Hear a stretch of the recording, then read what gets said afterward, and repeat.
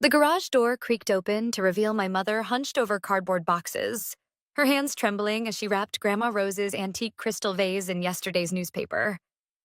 Three more boxes sat sealed beside her, each labeled "for sale" in her rushed handwriting. I'm Harper, and this was the moment I realized my mother had finally lost her mind. "What are you doing?" My voice came out sharper than intended, echoing against the concrete walls. She didn't even look up. "These are just taking up space, honey. Derek says we need to liquidate our non-essential assets." Derek. That name again. Always Derek. Non-essential assets? I stepped closer, catching glimpses of other family treasures through gaps in the newspaper. "That vase is the only thing we have left from Grandma. Sometimes we have to make sacrifices for greater opportunities." She kept rapping, her movements mechanical. Derek showed me the projections. This investment could change everything for us. The familiar rage bubbled up inside me. 3 months ago, my mother had been a normal high school English teacher. Now she spoke in buzzwords and financial jargon, parroting whatever garbage Derek fed her at those self-help seminars. "Where's Dad?" I asked, though I already knew. He'd been spending more time at the garage lately, picking up extra shifts to cover the holes in our bank account. "Working late again," she sighed, finally meeting my eyes. "He doesn't understand vision, Harper. He's too limited in his thinking." I grabbed the vase from her hands. "And you're too unlimited in your spending. How much have you given Derek already?"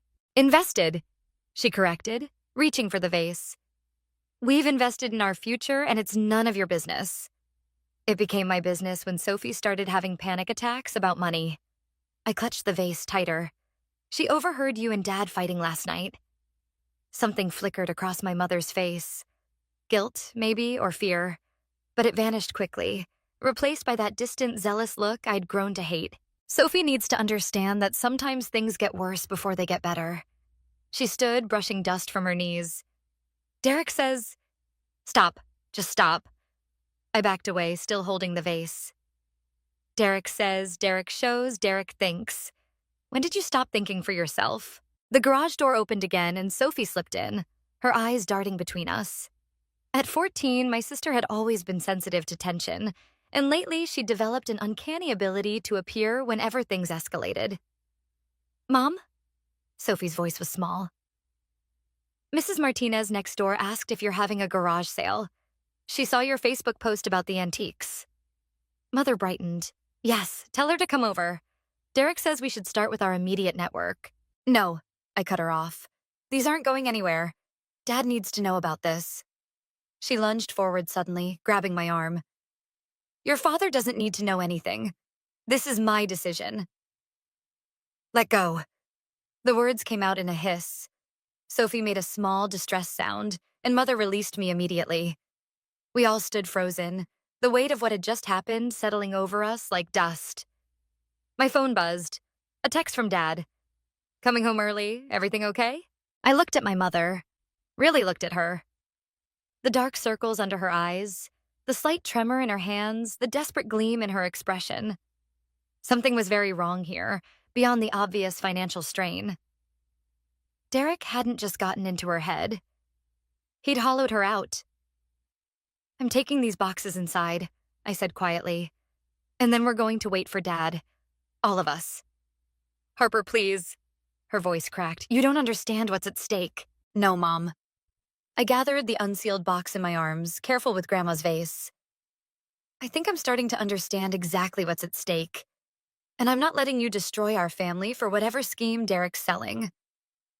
Sophie helped me with the other boxes while our mother watched, silent tears rolling down her cheeks. As we carried our family's history back into the house, I made a promise to myself. I would find out what Derek had done to my mother, and I would make him pay for it. Some people say revenge is a dish best served cold. But standing in our garage that day, watching my mother crumble under the weight of whatever web Derek had spun around her, I felt nothing but fire. The fluorescent lights of Pete's auto shop buzzed overhead as I watched my father wipe grease from his hands. His shoulders were tight, his movements mechanical. Telltale signs that something was eating at him. "Your mother emptied the savings account." He didn't look at me as he spoke, focusing instead on arranging his tools with precise, controlled movements. Every penny we had set aside for your college fund. Gone. The wrench in my gut twisted harder. When? Yesterday. He finally turned, and the defeat in his eyes made my chest ache. She said it was a temporary transfer, something about securing positions in Derek's new venture before they filled up. Tina appeared in the doorway of the office, her expression grim. Michael, that investor meeting you asked me to look into? I found something. Dad nodded for her to continue, but she hesitated, glancing at me. It's okay, he said. Harper needs to hear this. Tina pulled out her phone. Derek's last 3 companies went bankrupt within 18 months of launching. Each time, the initial investors lost everything. She paused, scrolling. And get this. He was investigated for fraud in 2019, but the charges were dropped when the key witness suddenly refused to testify. The pieces clicked together in my head. That's why he targets people through those self-help retreats. He's building trust before he asks for money. Your mother won't believe any of this, Dad said, slumping against his workbench. She's convinced he's some kind of financial genius who's been unfairly maligned by small-minded people. The bitterness in his voice was raw. Then we show her proof. I pulled out my phone, but Tina shook her head. It's not that simple. People like Derek, they're master manipulators. They know exactly what to say to make their victims doubt everything except what they want them to believe. A customer's arrival interrupted us. Dad straightened, professional mask sliding into place, but Tina caught my arm as I turned to leave. Harper, be careful. Men like Derek? They notice when people start asking questions. I nodded, but my mind was already racing ahead, forming plans. At home, the tension was thick enough to choke on. Sophie sat at the kitchen table, pushing pasta around her plate while Mom talked rapidly into her phone. Yes, absolutely.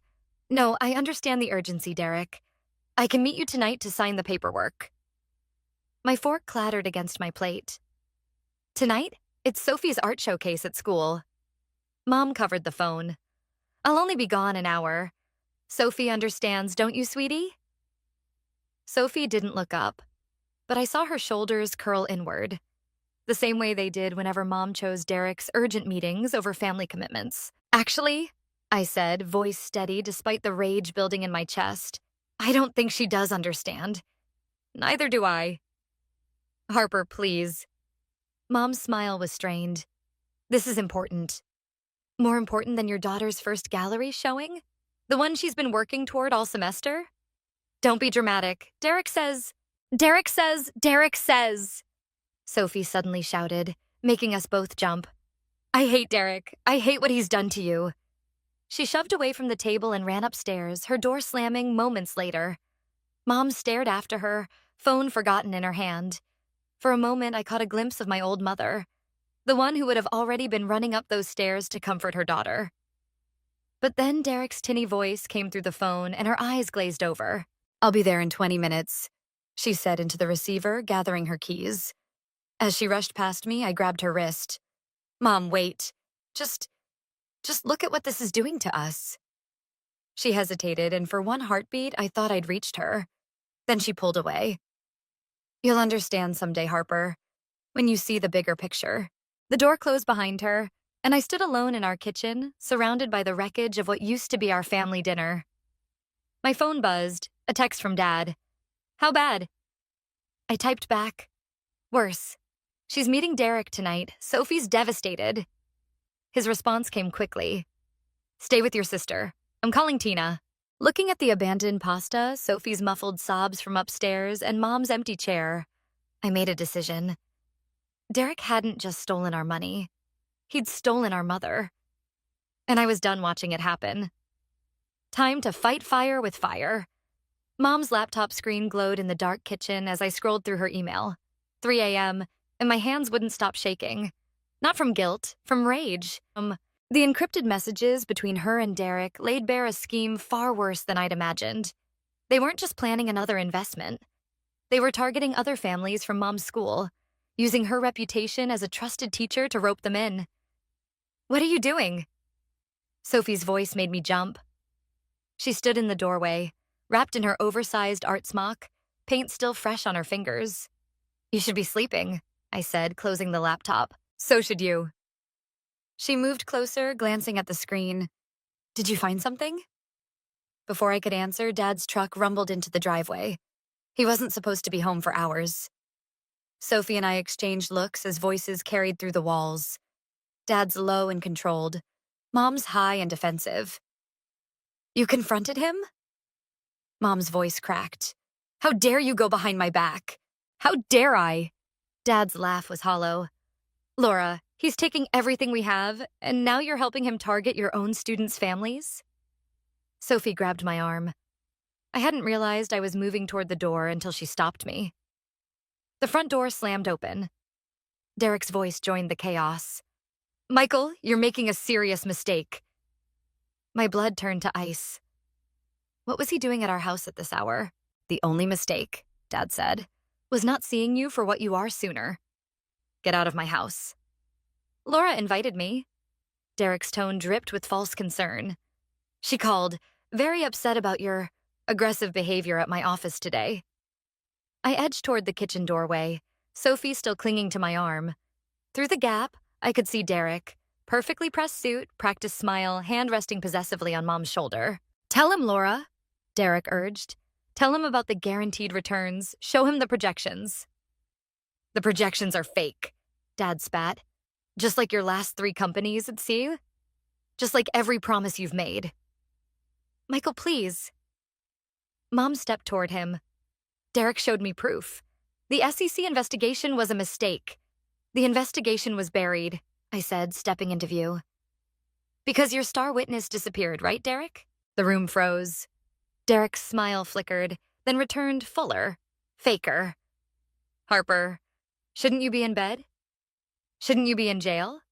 I pulled out my phone, displaying the articles I'd found. 3 bankruptcies, 200 families lost their savings, 1 witness who vanished right before testimony.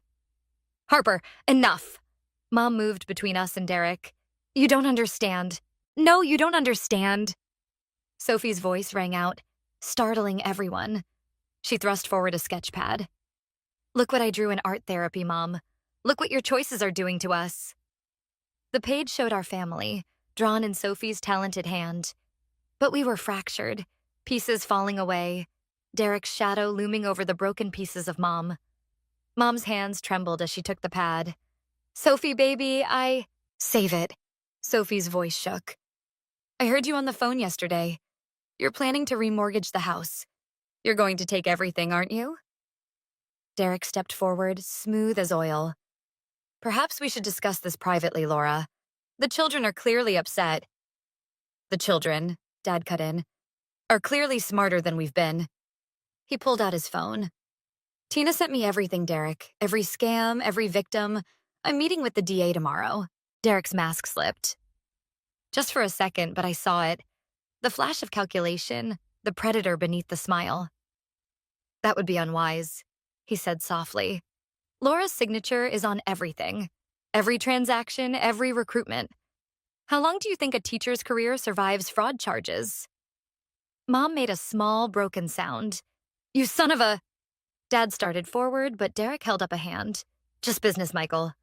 Nothing personal. He turned to Mom. Laura, we should go. Now. The moment stretched like glass about to shatter. Mom looked between Derek and us, her family, tears streaming down her face. Mom, I said quietly, if you leave with him now, you're choosing him over us. Forever. She took a step toward Derek. Sophie's sketchpad hit the floor. And I knew with crystalline clarity that revenge wasn't just about justice anymore. It was about survival. Go ahead, Mom, I said, my voice arctic. But remember this moment. Because when everything falls apart, and it will, don't come crying to us. Derek led her out the door, but not before I caught his smirk. He thought he'd won. He had no idea what was coming. The manila envelope landed on Tina's desk with a soft thud. Inside were printouts of every conversation between Mom and her students' parents about Derek's investment opportunity. My hands hadn't stopped trembling since I'd found them. This is worse than we thought. Tina spread the papers across her desk. She's already collected deposits from 3 families. Dad leaned against the wall of the auto shop's office, eyes closed. How much? $50,000 each. I watched his jaw clench. And there are 7 more families lined up for next week. The phone on Tina's desk buzzed. She glanced at the screen and her expression shifted. It's my contact at the SEC. Give me a minute. As she stepped out, Sophie's latest text flashed on my phone. Mom's packing boxes. Lots of them. We need to move faster, I said to Dad, before... The office door burst open. Derek stood there, immaculate in his charcoal suit, that practiced smile plastered across his face. Harper, Michael, how convenient to find you both here.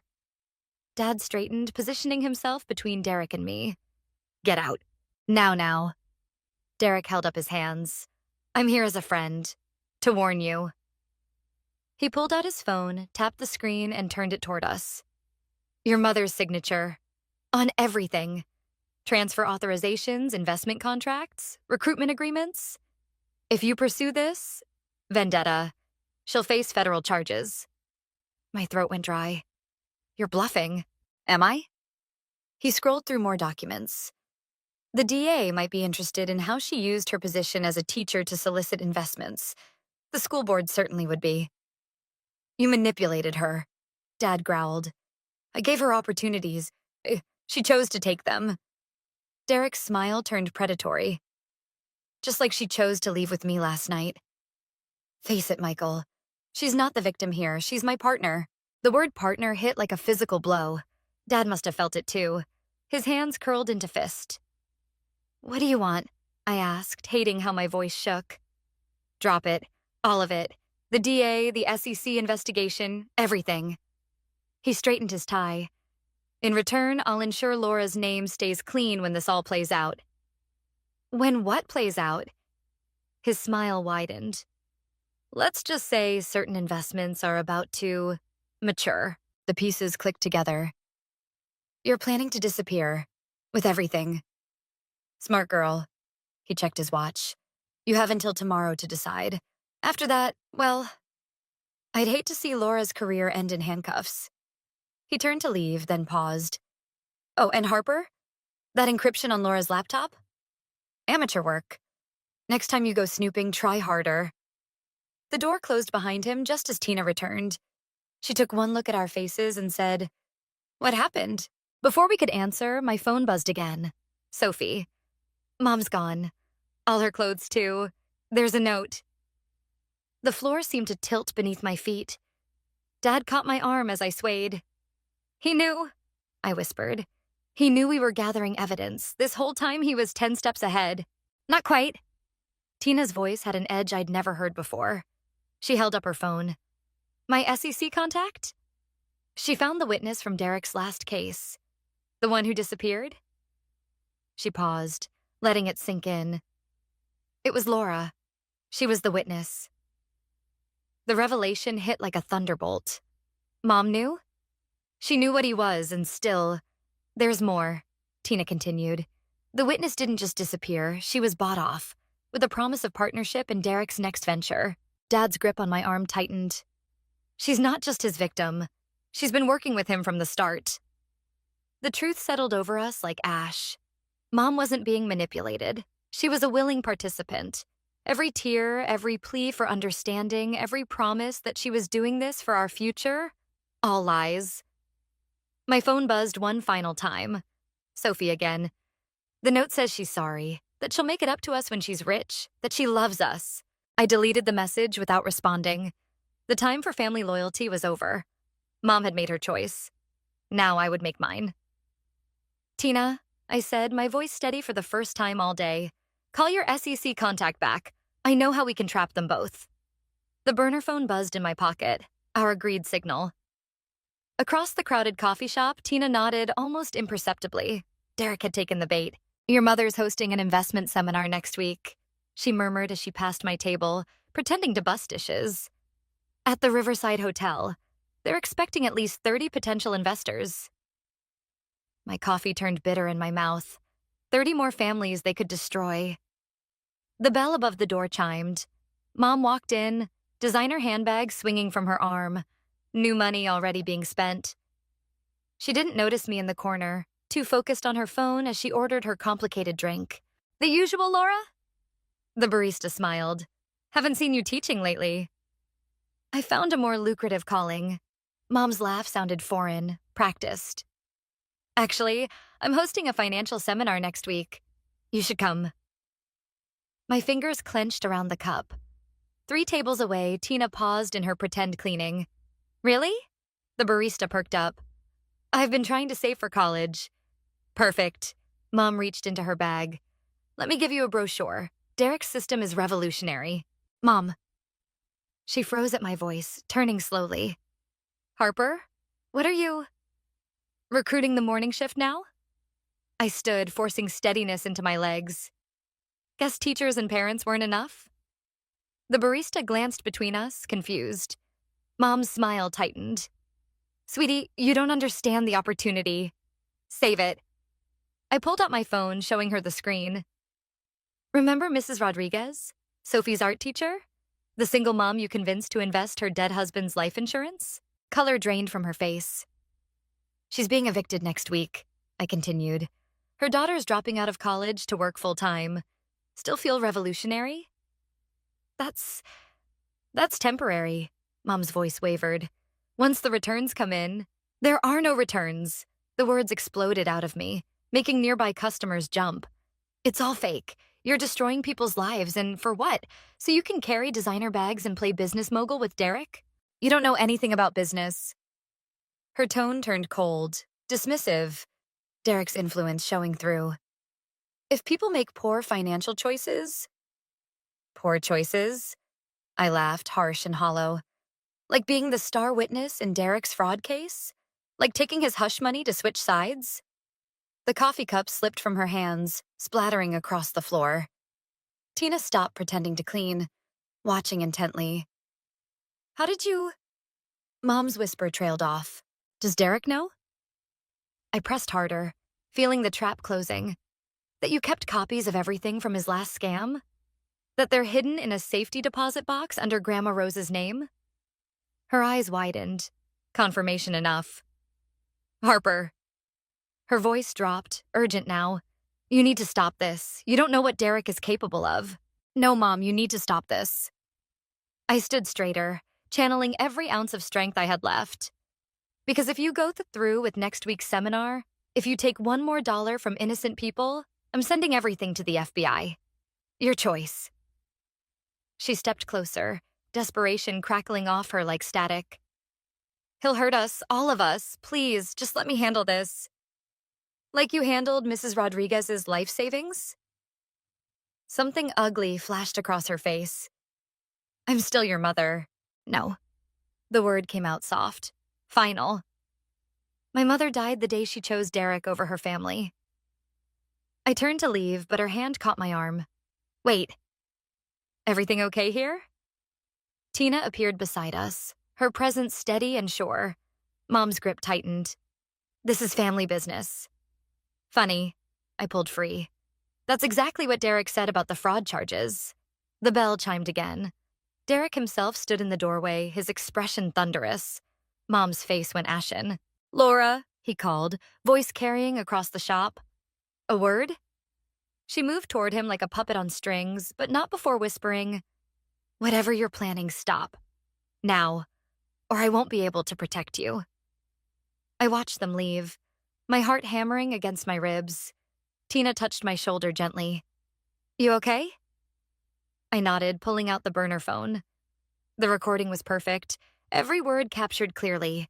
One more piece of evidence for the FBI. Did you see his face? I asked, when she mentioned the safety deposit box.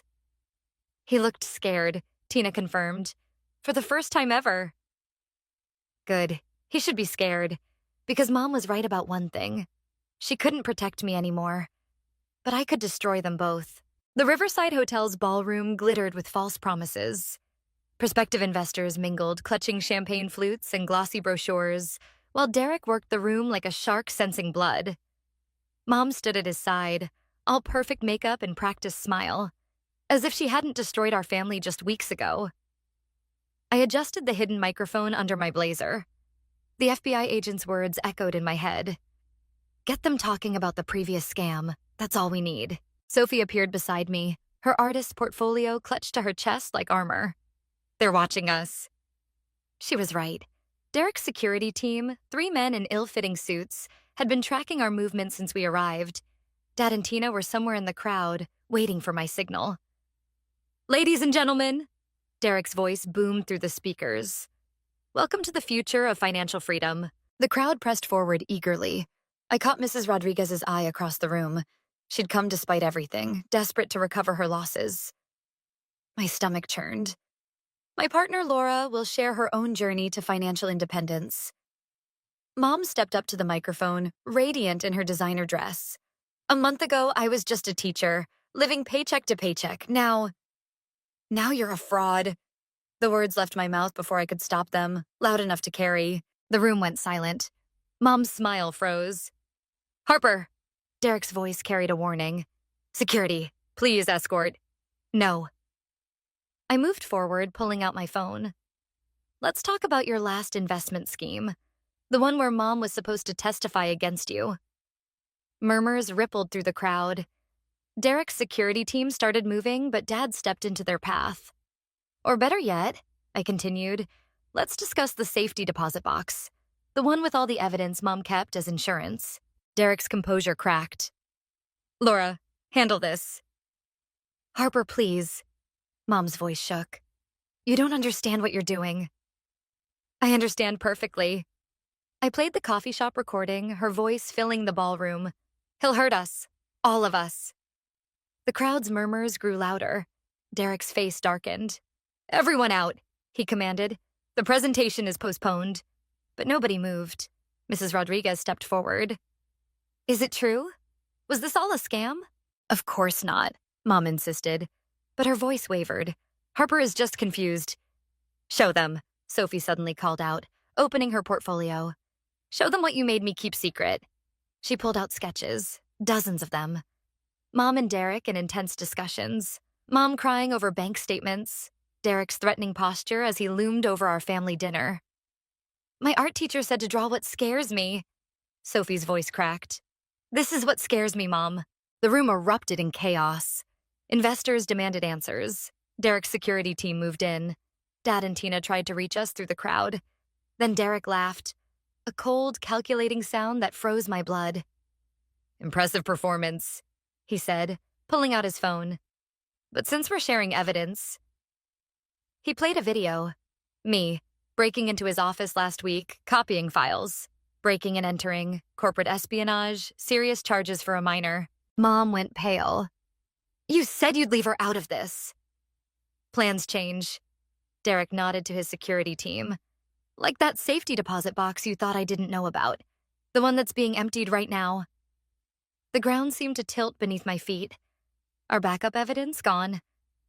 You see, Harper, Derek continued, your mother made a choice long ago. She chose survival, just like you'll choose to walk away now, unless you want to spend your college years in juvenile detention. Harper, run! Dad's voice cut through the chaos, but I couldn't move. Mom stood frozen between Derek and me, tears streaming down her face, destroying her perfect makeup. I'm sorry, she whispered. The security team closed in. Tina shouted something about the FBI, but it was too late. Derek had outplayed us again. Sophie grabbed my hand, her grip desperate. This isn't over. But it was. I'd tried to save everyone, and instead I'd lost everything. The evidence, our leverage, maybe even my freedom. Derek's smile widened as he dialed his phone. Yes, officer, I'd like to report a break-in. The last thing I saw before the security team reached us was Mom's face. Not triumphant, not angry, just broken. Like she was watching both her daughters drown and choosing to let us sink. Maybe that's what revenge does. Makes you sacrifice the very things you were trying to save. The police station's fluorescent lights cast harsh shadows across Mom's face as she sat across from me. Her designer outfit wrinkled from hours in custody. Behind the two-way mirror, I knew Dad, Tina, and the FBI agents were watching. Sign the confession, I said, sliding the paper forward. It's over. She stared at her manicured hands. Derek has evidence against you. The break-in was authorized. I pulled out an FBI warrant. Everything I did was legal. Everything you did wasn't. Her eyes darted to the door like she still expected Derek to sweep in and save her. But he couldn't. He was in the next room, probably making his own deal. "You don't understand what it was like," she whispered, being the star witness, knowing he could destroy everything. "When he offered me a partnership instead, you chose money over morality." "I chose survival." The words exploded from her. "Do you know what happens to whistleblowers? They lose everything, their careers, their families, their futures. Like Mrs. Rodriguez lost everything?" She flinched. That was different. She knew the risks. Did Sophie know the risks? I pulled out my sister's sketches. "When you made her keep your secrets? When she had panic attacks watching you destroy our family? I was protecting you. By teaching her that loyalty means helping people commit crimes?" My voice cracked. "By showing her that money matters more than morality?" The door opened. An FBI agent entered with a tablet. "Mrs. Harrison, you should see this." The video played. Derek in the next room, throwing her under the bus. Laura orchestrated everything. The teacher angle was her idea. She knew exactly how to manipulate her colleagues' trust. Mom's face crumpled. "He promised." "He's a liar," I said softly. "Just like you became." She reached for the confession with trembling hands, then stopped. "What happens to Sophie?" "Dad has custody. She's safe." "And you?" "I'm testifying against both of you." Her pen hovered over the paper. "I never meant for any of this to happen. When Derek showed up at that self-help retreat talking about financial freedom, it felt like a way out. A chance to be more than just a teacher living paycheck to paycheck. You were more. You were our mother." The pen scratched across paper. In the silence that followed, I could hear muffled sobs from the next room, Derek's facade finally cracking. "Harper," Mom's voice was small. "That safety deposit box. How did you know?" I didn't. The truth slipped out. "But I knew you. The real you, the teacher who always made copies of important documents, who taught me to keep evidence of everything." She looked up sharply. "There was no box?" "There was, just not where Derek looked." I stood. "The FBI found it this morning, at Grandpa's old bank. Not Grandma's." A choked laugh escaped her. "You played us both." "I learned from the best." The words tasted bitter. "You taught me everything I needed to know about manipulation and betrayal." The FBI agent returned. "It's time." Mom stood, handcuffs jingling. "Will you visit?" "No." The answer came easily now. Some things can't be fixed with false promises anymore. As they let her out, she turned back one last time. "I do love you. Both of you. Even if I forgot how to show it." "I know." I gathered the confession. "That's what makes this unforgivable." Outside, Sophie waited with Dad and Tina. She rushed forward, wrapping her arms around me. "Is it really over?" she whispered. Through the window, I watched them load Mom and Derek into separate police cars. All those months of planning, of gathering evidence, of playing their own game against them, it hadn't brought the satisfaction I'd expected. "Yeah," I said, holding my sister tighter. "But not the way I thought it would." Dad's hand landed on my shoulder. "You did what you had to do, maybe." But as the police cars pulled away, I wondered if revenge ever really fixes anything, or if it just teaches us how to break things differently. Sophie pulled out her sketchbook, a new drawing. Our family, smaller now but unbroken, standing in the light while two shadows retreated in the distance. Sometimes the only way to save what matters is to let go of what's already lost. Grandma Rose's crystal vase caught the morning light, casting prisms across the kitchen table. I'd found it in a local pawn shop, 3 buses and 2 hours away from home. The owner remembered Mom, her desperation, her promises of future wealth. "You didn't have to buy it back." Sophie traced the vase's edges with her fingertips. "It's just a thing." "No." I watched the light dance. "It's a reminder." The newspaper on the table showed Derek's conviction, 15 years for fraud. Mom got 5, with a chance of early release. The article mentioned restitution payments to the victims, but some things couldn't be repaid. Dad entered, still in his work clothes, grease staining his hands. Mrs. Rodriguez called. The settlement money helped her daughter re-enroll in college. Good. The word felt hollow. Justice had been served, but the victory tasted different than I'd imagined. Sophie pulled out her sketchbook, the one she'd kept hidden during Mom's descent into madness. I need to show you something. The pages revealed a secret history. Mom crying in her car after those first meetings with Derek. Her hands shaking as she signed documents. The moment she realized she was trapped, depicted in harsh, desperate strokes. I drew these to understand, Sophie said quietly, but I think I was really drawing them for you. Why? Because you needed to see Mom as human, not just a villain or a victim. She turned another page, a sketch of me, features twisted with rage as I planned my revenge. Just like I needed to see you as my sister, not just an avenging angel. The doorbell rang.